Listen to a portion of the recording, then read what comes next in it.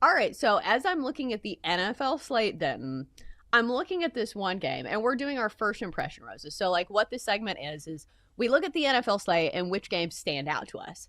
So let me ask you, in this matchup, in a divisional battle between the Seahawks and the Rams, who is Diet Coke and who is Pepsi in this situation? So the Rams are 3-point favorites, which makes me believe they're Diet Coke in this situation. Mm-hmm. But listen, Diet Pepsi's had quite a run this year. It would be similar to like the year where Diet Pepsi had all those like Super Bowl halftime shows with like Britney Spears or commercials, I should say, with Beyonce, with Pink.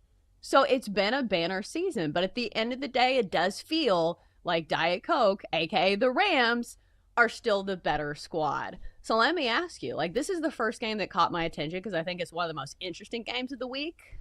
Would you lay the 3 with the Rams, or do you like the upstart Seahawks getting 3 on the road here? So my first impression of this one is that I think this game needs to color its hair just a little bit, to fully maximize what I like, and I need this to drop a half point. I just need a half point. If that's 3.5, hair, I'm all Can over. You expand? What's that? Color its hair. Can you expand a little bit? What does that mean? It just needs to make one little change, and then I would be head over heels for it. Because I just need that line to drop to 3.5. I need one change in that line, and I'm all over Seattle. If I'm not like dyeing your hair is a big change. It's probably a big change. That's the man in me. But I try to come up on the spot with a metaphor that a massive swing and miss. I got what you're saying. But I need Seattle at 3.5 because this doesn't feel like a game where Los Angeles, they're not going to do to Seattle what they just did to San Francisco, right? They beat the doors off of San Francisco. Mm-hmm. I mean, it felt like from the jump it wasn't even close. Seattle's way too good to let that happen. So I need that to get to 3.5 because I would love Seattle at 3.5. I think this is going to come down to the potential of a game-winning field goal or a late go-ahead field goal that ends up, ending the game. I think both teams are really well matched. Stafford's the MVP right now. To me, I know there's a lot of love for Drake May, but Stafford has like 25 touchdowns and 2 interceptions. I mean, he's going insane right now. So he's my MVP, but I really like the Seattle team. I've seen them up close and personal. They got a bunch of dudes, and Mike McDonald has that defense playing exceptionally well. Yeah, this is a top 5 scoring defense in the NFL, which I think a lot of people look at this team. They're like, oh, it's Sam Darnold, it's the passing attack, it's JSN. But the defense, like you mentioned, has been a huge part of its success as well. And you could say that for the Rams, too. Like, they have so many really young studs on that defensive line, like we saw last year from Jared Verse, that it's an all-around great team as well. I will say, like, home field advantage matters for something, but maybe not that much in LA. They don't have a home field. There's going to be a lot of 12th men in there. I mean, when there was a lot of when the Chargers and the Commanders played, there was a lot of Commanders fans out there. That's literally the entire across the country. You just got to come down a few hours. So I think there's going to be a lot of Seahawks fans there. Well, here's the good thing, Den. If you're looking for a 3.5, there is one out there. And it does feel like this game in particular is one that you should shop around for because over at MGM, it's 3, but across the way, it's 2.5 at some places, and it's even 3.5 at some places. So depending on which side you like, make sure you get the best number because obviously 3 is a very key number when betting on the NFL. So let me ask you, Denton, what was a game that kind of caught your attention the first time you looked at the slate? So it was one that's also going to be in that window, the Chiefs and the Broncos, with the Chiefs laying 4 on the road in Mile High.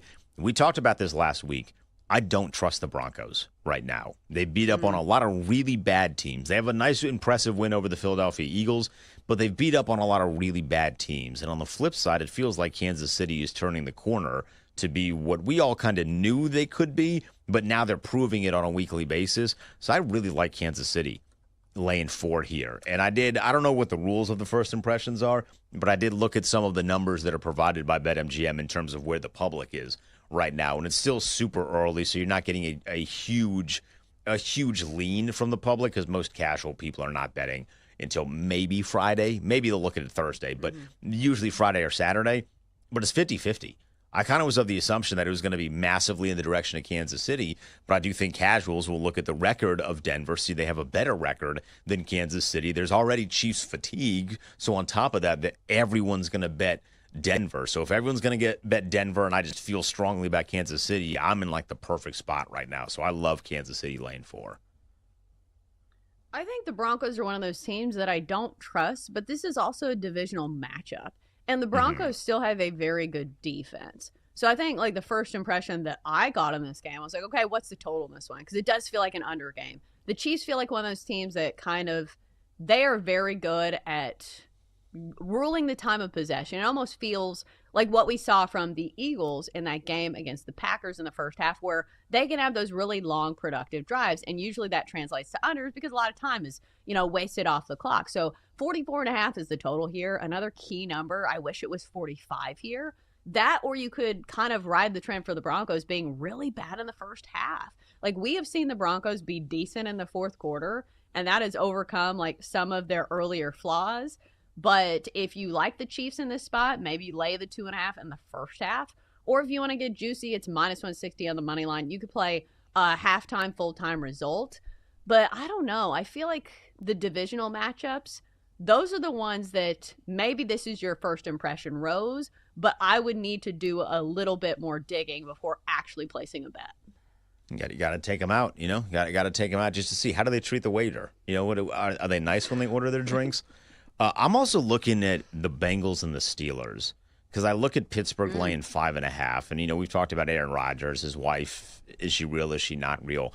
I also need to know, is this offense real for Pittsburgh? 2 weeks ago, they beat the mess out of the Colts in the turnover battle. They won that turnover battle 5-0, but they only won by 7. It feels like they have to play just about flawless football to come away with victories. Now, thankfully, Cincinnati's defense is pretty poor. You'll be able to put up some points even if you're not at a full strength offensively. But I also feel like that Cincinnati might have a little bit of a spark underneath of them with the news that Joe Burrow is going to be coming back sooner rather than later, and realizing, all right, if we could just win 1 or 2 games here, once we get Joe back, we're going to be feeling really good about ourselves, and maybe we can find a way not even just to sneak into the postseason, but to win the division. That's going to be their best avenue right now. And because Pittsburgh is, they're a game over 500. The Ravens were without Lamar Jackson for such a long time. You're still in that conversation. I kind of like Cincinnati to at least cover the 5.5, but that might be one where I upset City alert, and I might throw a little bit on the money line at plus 195. Well, we've already seen it this year. We've already seen this matchup, and the Bengals won in primetime 33-31. So I think that leads me to look at the total in this one. We've been talking about how overs have been the play in the NFL, and some of these totals just can't be high enough. So 49.5 is the posted total. And, man, the Bengals defense, they ain't stopping anybody. And the offense is actually scoring points. And you could say the same about the Steelers. Like, I understand their offense did not look good last time around, but against the Bengals last time, it was not Aaron Rodgers' fault that they lost that game. The Steelers still scored 31 points. And these are the totals for the last few Bengals games. 47-42, 39-38, 31-33, 27-18. So 49.5, it's looking pretty low. I need to check the weather, but like that's my first lane. I wonder what the weather is, because Aaron Rodgers, it does feel like with Rodgers and Flacco, those are two guys that aren't going to be massively deterred by the weather because they played in it for such a long time. So I think you're right. That over at 49.5 might be the right side. Yeah, I think we see a better effort from Aaron Rodgers. I know everybody's like, he looks every bit of 41 years old. Well, he's had good games this year. So I think it's still in there somewhere, especially when you face a Bengals defense that's been giving up some extremely crooked numbers.